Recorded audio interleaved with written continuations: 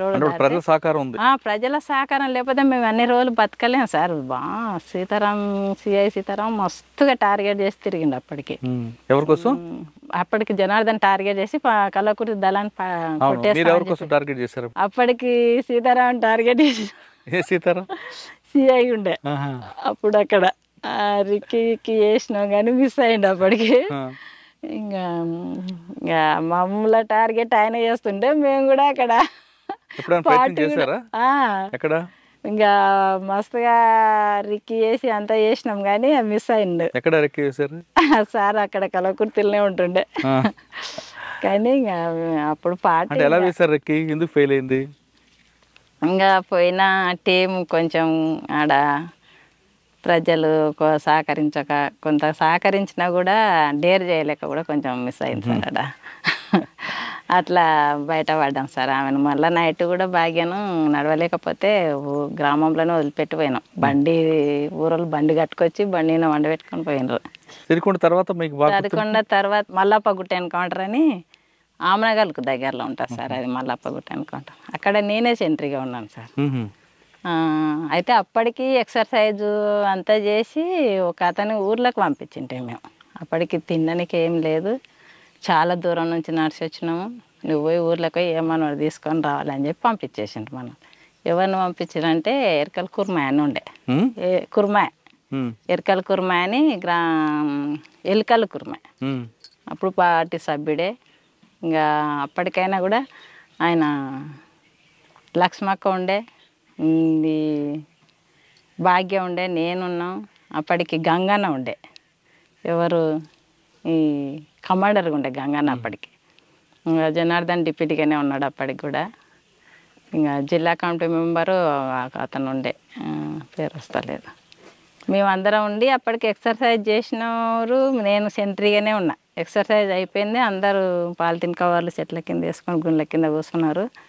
ఇంకా లేట్ అయ్యలేదు. ఉదయం పూట నైటే వచ్చినారేమో సార్. గుట్ట కింద ఉండి మళ్ళీ గుట్ట ఎక్కి చూద్దాం. అలా కూడా తెలియదు కన్ఫామ్గా పలానా కాడ ఉన్నారనే తెలియదు. ఒక జనరల్గా వస్తున్నారు. ఇట్లా నేను గుండు మీద కూర్చున్నా మంచిగా.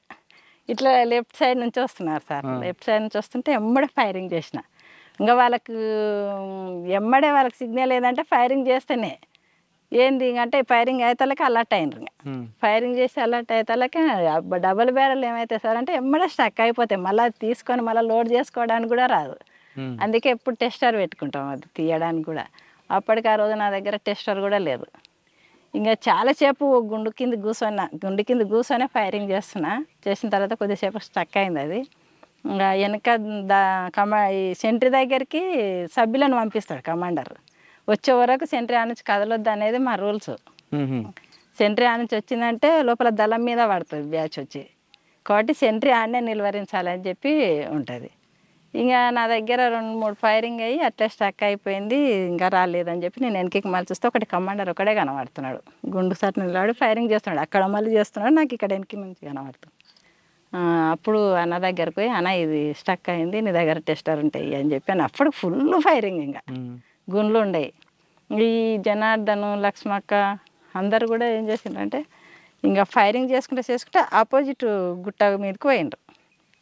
మాకు కనబడలేదు, నాకు గంగన్నకు కనబడలేదు. ఇంకా అన్న టెస్టర్ ఇచ్చిండు, అవి గుంజుకొని ఎక్కడ పోయిన వీళ్ళు ఎక్కడ పోయిన అందరు దళం వాళ్ళు ఎక్కడ పోయిందని అడిగితే ఇప్పుడే ఇన్నే ఉంటే జనార్దన్ ఇక్కడ ఫైరింగ్ చేస్తుండే, నువ్వు ఇక్కడ చేయి నేను ఇక్కడ చేయని చెప్తే కనబడతలేడు. మళ్ళీ అట్లా గిట్ట దాటింటామని చెప్పి అప్పటికి అక్కడ ఏరియాలో అంటే గంగన్నకు తెలియదు బాగా, నేనే కొంచెం ఎక్కువ తెలిసిన దాన్ని అక్కడ ఏరియా రూట్ గీట్ అయినా కూడా. ఇంకా అన్న కొత్తగా వచ్చిండే కానీ కమాండర్గా ఉండే. ఇంక అట్లా ఎట్లా అన్న మళ్ళా కనబడతలేరు మనలు అంటే ఇట్లా పోదాం అని చెప్పిన నేను. ఇట్లా పోయి దిగితే కరెక్ట్గా ఇట్లా అదేదో మైసమ్మ రోడ్ వస్తుంది. ఆ రోడ్డు దాటితే మనం ఏపీటీ పెట్టుకున్న ప్లేస్ ఉంటుంది. ఈరోజు ఏమన్నా జరిగితే ఎన్కౌంటరు మళ్ళీ తర్వాత ఒక దగ్గర కలుసుకోవాలని చెప్పి మేము మాట్లాడుకొని ఉంటాం. ఇంకా అట్లనైతే పోదాము మనం చూద్దామని చెప్పి పోలీసు వాళ్ళు ఏ రూట్లో అయితే వచ్చిండ్రే ఆ రూట్లో ఉండరు కదా, ఇంకా అట్లయితే దిగిపోదాం అని చెప్పి అట్లా దిగి అన్నం తోలుకొని నేను ప్లేస్కి తీసుకొని పోయినా. సాధారణంగా అడవుల్లో మీరు వెళ్ళిన తర్వాత మీరు ముందేమో గ్రామాల్లో ఉన్నారు, అడవులకు వెళ్తారు, చక్కగా రాత్రిప్పుడు ఫైరింగ్లు అవుతుంటాయి.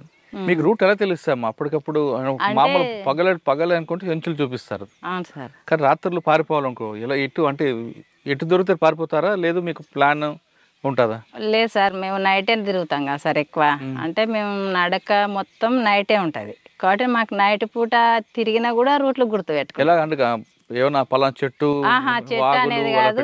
ఇప్పుడు ఈ ఊరు ఉందంటే వీపనగర్ అంటే వీపనగర్కి ఇటు వెనక సైడ్ ఏ ఊరు వస్తుంది, ఇట్లా పోతే స్ట్రేట్గా అడ్డమే పోతాం. ఒక బాటలే ఏం లే, ఇట్లా చెట్లు ఉన్నాయంటే చెట్లలో పట్టిపోవడమే. ఇట్లా ఈ ప్లేస్లో పోతే ఇట్లా ఈ ఊరు వస్తుంది గోపాల్ దిన్నే. అక్కడ ఆ ఊరికి అటు ఆపోజిట్ పోయిందంటే తుమ్ముకుంటూ వస్తుంది. ఇట్లాంటి గుర్తులు అంతే. ఆ గుర్తులతో నుంచి ఆ రూట్లు గుర్తు పెట్టుకొని వెళ్ళిపోతాం. ఇంకా అంతే. అడవిలోనే కొంచెం తెలిసినప్పుడు తెలియకుండా రాత్రులు దారి తప్పుతారు కదా ఒక్కోసారి.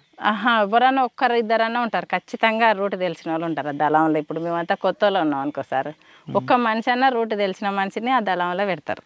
అంటే మనకు అలవాటు ఈ రూట్లు అన్నీ గుర్తు పెట్టుకునే వరకు ఆ దళానికి మొత్తం కూడా చూపిస్తారు. ఆ విధంగా అక్కడ మాది. ఇంకొకటి అంటే అక్కడ అయిన తర్వాత కూడా నేను గంగన ఆ రోజు నైట్ ఇంకా దళం కలిసిలేదు. వీళ్ళు చాలా ఫైట్ చేసి తప్పించుకున్నారులే. ఆ రోజు మొత్తం ఒక పాప గుండె కిందనే ఉన్నది. నైట్ మొత్తం పోలీసులు వెతికిండ్రు. 2 రోజులు ఉన్నదంట. భారత్ అని ఉండే, ఇప్పుడు హోంగార్డుగా ఉంది. ఆ పాప మొత్తం గుండె కింద ఒక 2 రోజులు అట్లే ఉన్నది. పోలీసులకు దొరికిలేదు.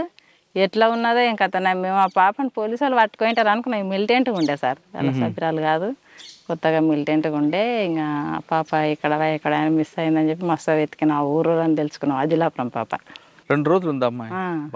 సాధారణంగా అడవుల్లో మీరు ఇందాక ఆకలేస్తుంది పంపించారు గ్రామాలకి, చుట్టుపక్కల గ్రామాలు. ఆయన వెళ్ళి రావడానికి కనీసం గంటకు పైన 1-2 గంటలు అనుకుంటారు సార్. ఇందులో 2 ప్రశ్నలు వస్తాయి. ఒకటి, అంతసేపు ఆకలి తెలగొన్నారు. ఒకటి, 2, ఆ గ్రామానికి వెళ్ళి ఆయన వస్తున్నప్పుడు పోలీసులే కావాలని పంపించారనుకోండి, నమ్మి పోలీసులు కోవట్టుగా, అది తెచ్చింది గ్రామస్తులా లేదా పోలీసులు పంపిందని మీరు ఎలా నమ్ముతారు, ఎలా తింటారు అప్పుడు? అంటే మనకు దళ సభ్యుడు మనకు నమ్మకం ఒకటి, గ్రామంలో కోవట్టుగా పంపించిన వాళ్ళు కూడా అట్లా పంపించినట్టు మస్తు ఉన్నాయి. కానీ మనకు నమ్మకమే, సానుభూతి పరులు ప్రజల నమ్మకంతో ఇంకా మనం చేసేది. ఇంకొకటి ఆకలితో అంటే మన దగ్గర పల్లీలన్నా ఏమన్నా ఒకటి ఉంటుంది, ఉడకబెట్టుకొని అవి వచ్చే వరకు కూడా ఆకలి అనేది తీర్చుకుంటాం సార్. మీరు కొండ మీద కానీ గుట్టల్లో కానీ వంట చేస్తే పొగ వస్తుంది కదా? అవును సార్. ఆ పొగ రాకుండా ఏమైనా టెక్నిక్ ఉందా? ఏం లేదు సార్, పొగ రాకుండా అంటే కాకపోతే సేంద్రియంగా చూసుకోవాల్సింది మనకు దగ్గర. భూమిలో గోతు తీసి లేదు సార్, బట్ట పెడితే వస్తుంది, పొగ రాదంటారు. అట్లాంటివి అయితే ఏం చేయలేదు. నేను ఉన్నంత వరకు అయితే మామూలుగానే పొయ్యి పెట్టుకునేది, వంట చేసుకునేది. ఇంకా అడవిలో అయితేనే పెద్ద లెక్క కాదు సార్. ఇక్కడ గుట్టలు ఇట్లా ప్లేన్ ఏరియాలలో గుట్టల్లో అయితేనే కొంచెం అప్పుడు పోలీసు వాళ్ళు తిరగడం ఎక్కువ ఉంటుండే కాబట్టి కొంచెం తొందరగా గుర్తుపట్టి కూడా అట్లా కూడా ఎన్కౌంటర్లు జరిగినాయి సార్. ఇట్లా మేము తప్పించుకొని పోయినాక కూడా ఇద్దరం, నేను గంగన్న ఒక 10 చేనులో ఉంటే కూడా మా సేనంచు పోంటే పోయినరు. అసలు ఆ సెలకాయన ఊరికొచ్చి మమ్మల్ని లేపిండు. మేము నిద్ర పోతే కూడా అన్న లేవండి పోలీసు వాళ్ళు ఇట్లకెళ్ళే పోతున్నారు అని అంటే లేచి కూర్చున్నాం. అప్పుడు ఇంక ఏం చేయలేము, ఎంతసేపు ఫైటింగ్ ఇచ్చి తప్పించుకోవడం, చనిపోవడం. ఇంకా అదే ఇంకా సాధ్యమైన వరకు తప్పించుకోవడానికే ప్రయత్నం చేస్తాం.